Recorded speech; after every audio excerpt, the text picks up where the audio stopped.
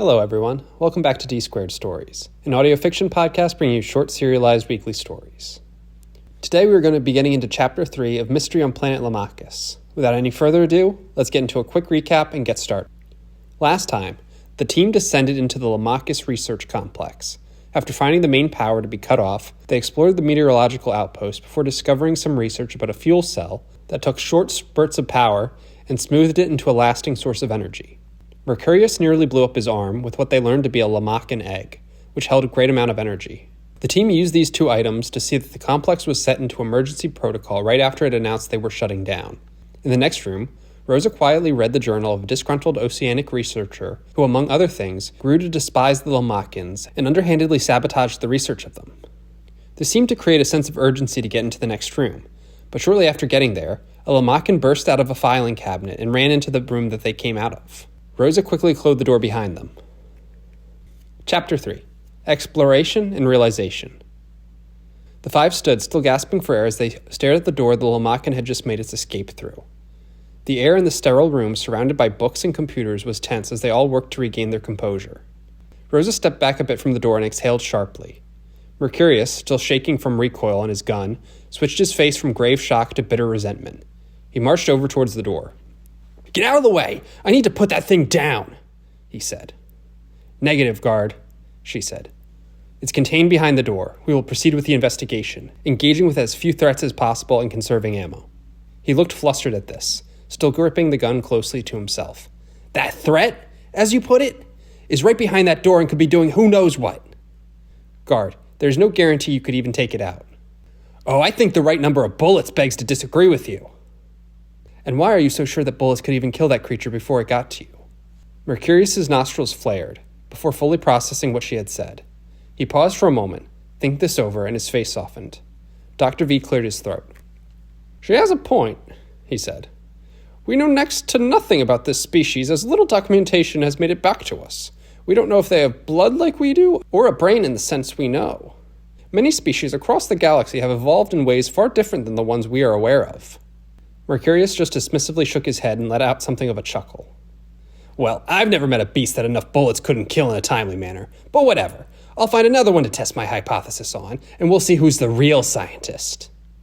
Rosa took this as resolution to the conflict and proceeded to go to the door across the room from them and attempt to pry it open. She attempted to turn the locking mechanism like she had with all the ones before, but this one seemed to not budge. She examined it closely. There was a clamp on the gears, within the door. Two small wires stuck out of it. Rowan came up behind her to examine the issue. "It's like there's some sort of additional electronic lock jamming the door. Starlet, have you ever seen anything like this?" Starlet came over and adjusted the light on her goggles to better examine the mechanism. Her lights flickered a little as she did this, and there was a slight wince of pain before the faulty device landed on the appropriate setting. "Yeah, this is pretty standard. The control center doors are reinforced and as such in the lockdown can be securely fastened so no one can get in or out," she said. "You could detonate a meteor buster in this room and the door would still be standing." Rosa's eyebrows seemed to raise in surprise at this. Yeah, can you get us in or what?" Mercurius asked. "Of course I can, you meathead. I just need 10 minutes or so." Starlet pulled out her code cracker and attached it to the wires in the lock. The group fanned out to examine the room. Rowan seemed to look at the journals that were left in plain sight. Dr. V examined the research proposal and the results that were left for review, and that seemed to be receiving that review up until the emergency alert went out. Rosa moved back to the door that the Lamachan was behind, tilting her head close to try to listen, while also keeping an eye on her crew. Mercurius aggressively rifled through drawers, carelessly in search of anything of interest to himself. "Oh hey, what's this here now?" he asked. He heaved and yanked out a safe box from one of the drawers. He seemed to examine it with a kind of hunger, a predator looking for a weak point on his prey. He rested his conventional rifle on the ground, next to him, and pulled his sleek, black laser pistol from his belt. He closed one eye and pointed the pistol right at the lock. "We get to keep whatever valuables we find, right? The people in the bellies of the Lamachans don't need them now, after all." He eyed around the room, but no one was giving him a reaction. Rowan quietly rolled her eyes, just out of sight of him. He shrugged and then pulled the trigger, firing a laser pulse into the locking mechanism of the safe, causing it to melt and loosen so he could pry it open. "I still got it," he said. "You know, I should take a crack at that lock. I bet I could bust it open just like this." "Sure you could," Starlet said dismissively. "Oh, what a sham," he said, ignoring her. "It's just paper. What could be worth locking this away? Mercurius waved the papers about the room, but to his increasing frustration, the rest of the crew seemed to be focusing on their tasks and personal investigations. The only audience he had for this show was Rosa, who only stared at him with disinterest. He gave a small scowl towards her before bringing the papers to his face and scanning them. "Dear Director Gander," he said in a mocking tone, "I regret to inform you that I am tendering my resignation immediately. This operation is going down a road I can no longer follow. The experiments on the Lamachus are a fruitless endeavor, and they pose a great risk to the researchers on this planet. If we continue down this path, it is only a matter of time before someone gets more seriously hurt." He smirked, watching everyone's attention turn to him as he read this. It faded as he made eye contact with Rosa, who was still looking vacantly at him with complete apathy. Mercurius gritted his teeth a bit and continued. "After these most recent attacks, I can only assume these incidents are going to become more and more frequent. Considering our quandary with the patenting, it is uncertain how much longer our leadership is going to let us pursue anything surrounding them. I have since begged you to allow our departments to pursue more viable ventures despite their limited profitability." Mercurius, browsing ahead, seemed bored with any item that did not pertain to the Lamachans. He started muttering to himself for a bit as he worked through the rest of the document. "I understand the fact that I am writing this letter is grounds for my complete and irreversible termination from the NAEC, but I feel like I am left with no choice as the Lamachan experiments must come to an end. Yours truly, Superintendent Marksel." He stuck his arms behind his head and cackled a bit, relishing in the evidence of his claims. Dr. V brought a hand to his chin and looked on with curiosity. "What was this patenting quandary about?" he asked. "I'm curious where the issue was." Mercurius squinted at him.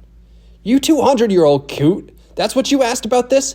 The Lamachans are eating people." "Guard, I do not recall hearing that in the resignation letter," Rosa said. "It is unclear when that was written, and it seems to conflict with what we read in the meteorological outpost where they said they could not get any eggs for research." "Probably happened because they started eating people."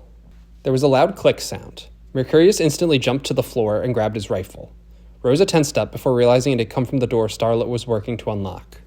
"All right, done," she said. She stepped away from the door. Rosa nodded towards Mercurius, who seemed to grunt. He was dissatisfied with the conversation ending abruptly, but still raised his weapon and turned his light on as the captain went to unlock the door. She forced it open, having to apply much more force than she did on any of the previous doors. As it creaked open, Mercurius breathed heavily and winced slightly, eyes still trained down the hallway. Roan jumped back as a pungent odor leaked into the room from the hallway. Dr. V reconnected his oxygen supply to his face to block out the scent. Starlet gagged and followed suit. Rosa quickly flipped around from the door, pulling her rifle into her hand and stepping shoulder to shoulder with Mercurius as they stepped down the corridor. They kept their lights inspecting any corner for Lamachans or any other alien dangers. Splatters and trails of blood lined the walls and floors. Starlet, Roan, and Dr. V all gripped their pistols, holding them down towards the ground but ready to raise them at any sight of the foe. The short walk felt to each of them like hours as they went deeper and deeper towards the main control center. The stench only grew stronger the closer they got. Rosa suddenly stopped for a moment, causing the others to jump and almost fire their weapons. She was trembling, shakily holding her light on what seemed to frighten her. Mercurius looked towards it and let out a quiet gasp. The reinforced metal door, near identical to the one they had just struggled to make it through, was ripped off its top hinge and hung by a thread to the wall, leaning towards them. It seemed to be mangled, nearly sawed in half horizontally. The cut on the door was disjointed. On closer inspection, it seemed to maybe have been less sawed in half and more ripped apart by some intense force. Rosa breathed deeply and continued to walk forward. She pushed the door out of the way with her foot and entered the control center. The octagonal control center of an NAEC planetary research station was standard across the company.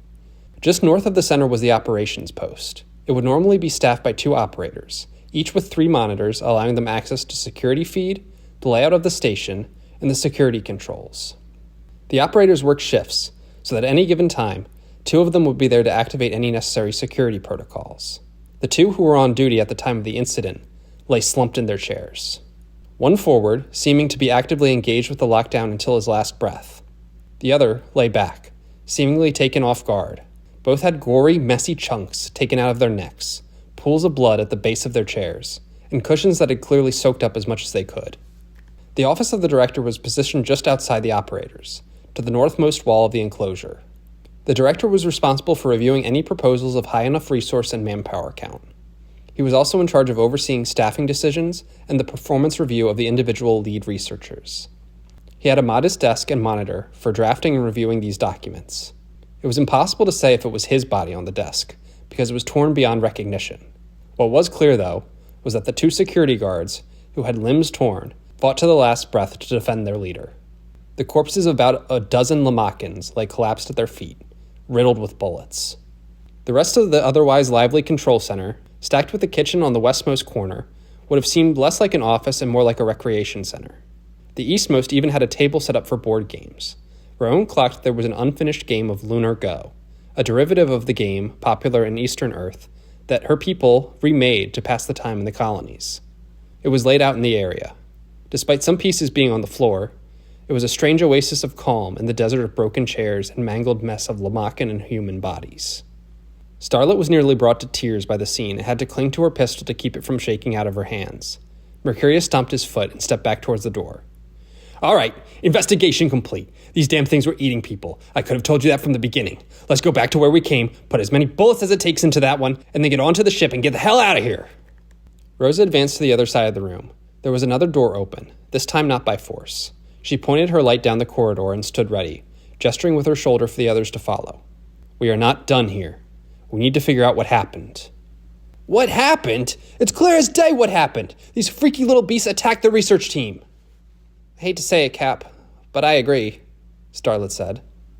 I think we need a more comprehensive team with more security if we want to get this done adequately, Rowan added.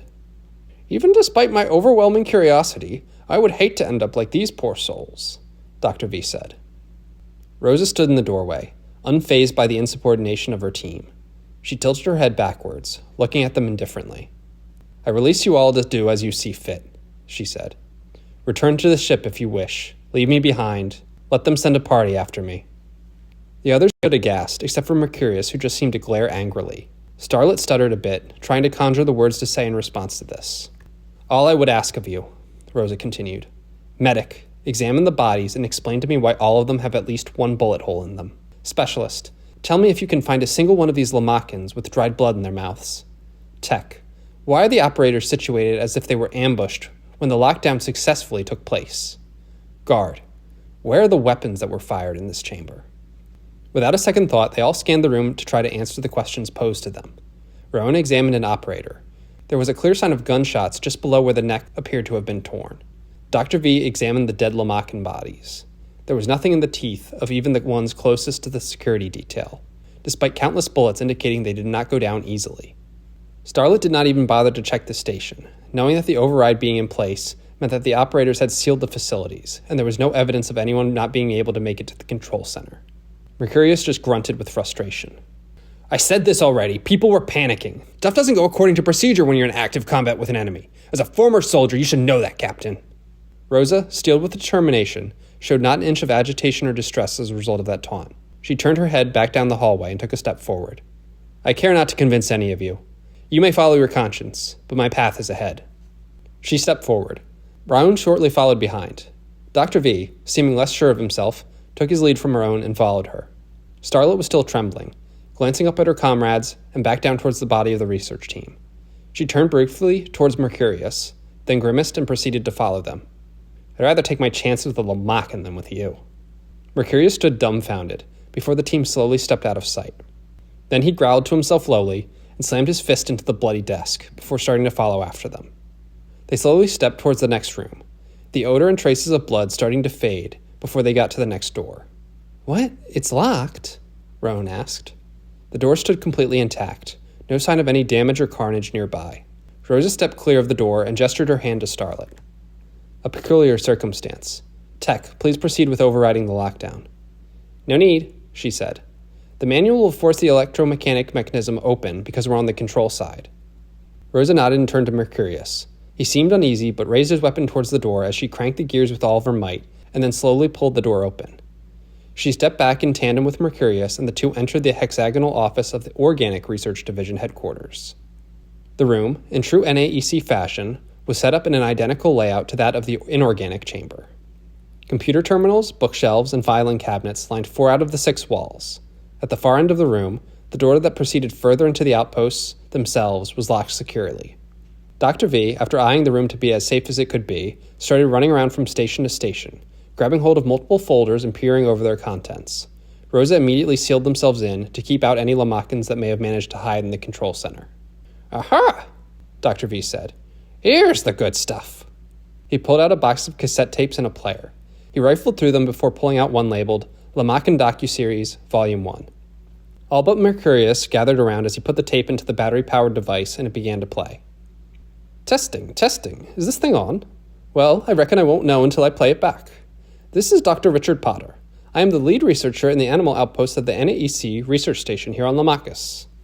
There was a sharp chirping sound that emanated from the device. Everyone looked at one another, hearing the familiar sounds of the Lamachans. "Ah, my impatient chum here wants to be introduced. I have taken to calling it kryptonite. It is Lamachan, one of the most advanced life forms here on planet Lamachus. This one is an adolescent. It and its kin are the potential solution to the impending energy crisis that looms over our galaxy. But I get ahead of myself. This bipedal creature may seem to resemble some type of lizard or amphibian familiar to man's creatures from Earth. However, the reality is that this thing is unlike anything we've ever seen before." Dr. V set down the player and pulled out some folders that were labeled as references for the audio tapes. For example, this creature has nothing resembling lungs, heart, or blood, or just about any kind of organ we are familiar with, nor does it have any types of proxies that have been found on other life-bearing planets that serve similar functions. Instead, beneath this rough exterior is almost 4 to 5 times the nerve endings that us humans have, and its intricate wiring of nerves are fueled by electric pulses that drive its every activity. Dr. V pulled from a folder a diagram of the Lamachan.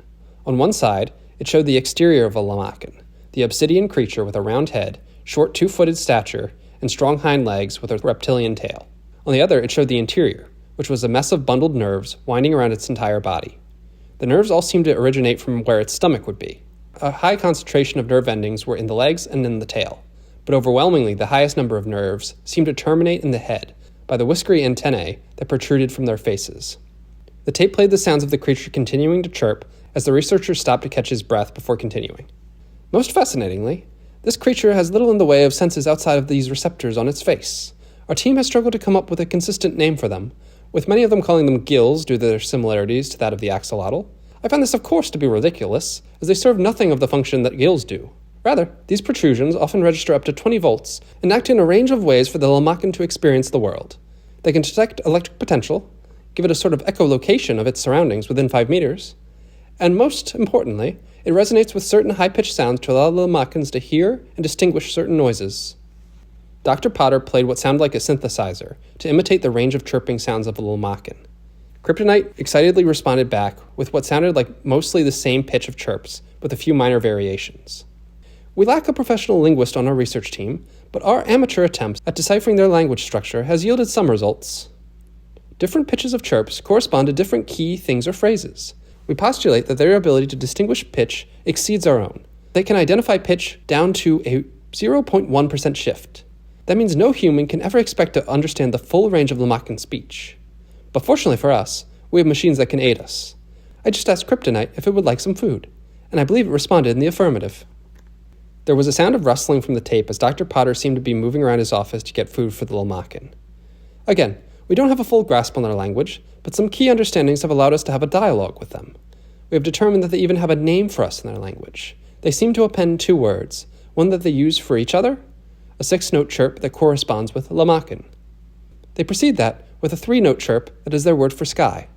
In other words, they call us Sky Lamachans, likely seeing our ships descend onto the planet. Now, as endearing as that might sound, likely their word for Lamachan might also be more adequately translated to English as sentient being.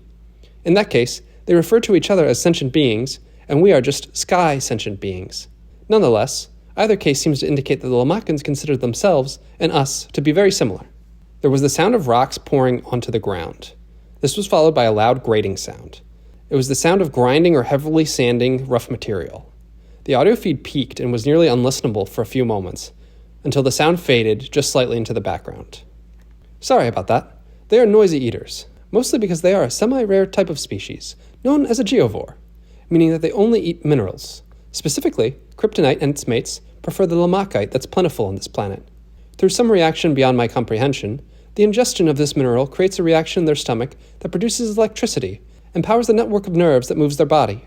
Starla looked down towards the chair they had been wheeling around and carrying the experiment chamber they got from the first outpost. She remembered the reaction that allowed them to power the computer terminal earlier. Lamachans above ground tend to eat once a day, as the high abundance of Lamachite in the air seems to be naturally allowed to enter their bodies through their mouths. Down here, though, they are forced to use their chain-blade teeth quite regularly, as our climate control keeps the Lamachite concentrations as low as we can manage, due to our lack of knowledge on what long-term impacts it might have on human health. However, what we have discovered is that this also has a tertiary benefit to our research. Lamachans occasionally produce an oval-shaped egg, bright yellow, in the pit of their stomach, which they are forced to emit from their mouths. These eggs are functionally high-voltage battery cells with a volatile but immense amount of energy. From observation, having to ingest rocks rather than be able to sustain themselves off the air seems to cause Lamachans to create 5 to 10 eggs per day, as opposed to the 1 or 2 they create in the wild. Since these cells amount to an impressive amount of energy, it is conceivable that a single family house could have close to 80% of their energy needs met just by cohabitating with a pod of 2 to 3 Lamachans in their home. "Screw that! I would never let these man-eating freaks into my house," Mercurius yelled. "He just said they eat rocks, moron," Starlet said. "Oh, I'm sorry. The scientist whose body was probably in the last room with a chunk of it taken out by a Lamachan says Lamachans don't take chunks out of people. I'm fully reassured." "Shh," Rowan said to both of them as the tape continued. The Lamachans seem to be intelligent and social creatures, spending time in groups with one another. Based on unlimited research with them here, they also consider humans members of their pod as well. Several Lamachans in an industrial site could provide enough eggs to... Oh. There was a moment of silence on the tape. There was the slightest bit of static, not audible previously. There is somewhat of a wrinkle, I suppose, that is worth explaining before I call this log to a close. Right now, Kryptonite's whiskers, gills, antennae, however you want to call them, are glowing bright blue and sparking ever so slightly between each thread. Lamachans are sexless, however, strangely do reproduce in a manner less conventional of such a species. It is unclear why, but occasionally when a Lamachan produces one of its high-voltage eggs, it seems to bond with itself internally from the sheer buildup of electricity. The only way to safely wind down this potential is for a Lamachan to connect its antennae with one another, causing a rather powerful arc of electricity to flow from one to another. The result is the egg produced by the discharged Lamachan is of no significant electric potential and will eventually hatch into an infant Lamachan.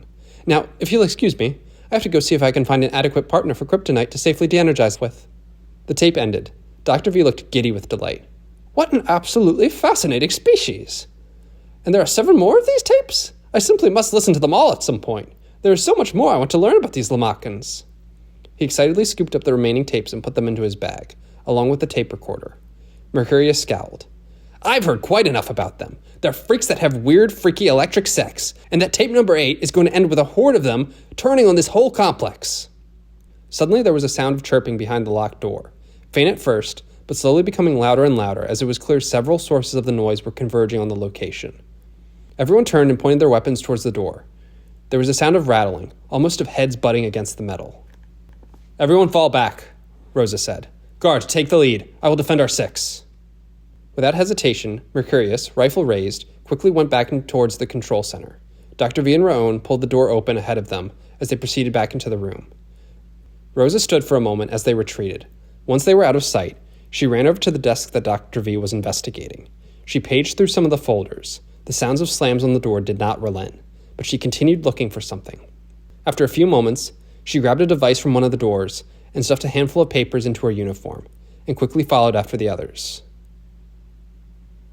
Thank you so much for listening to this chapter of Mystery on Planet Lamachus. If you enjoyed, please rate the podcast, give it a like on YouTube, or share with someone else who you think might also enjoy. You can stay up to date with Mystery on Planet Lamachus by following us on social media. That'll be D2 Stories on just about any of the major platforms. Thanks for listening, and I hope to have you listen again next week.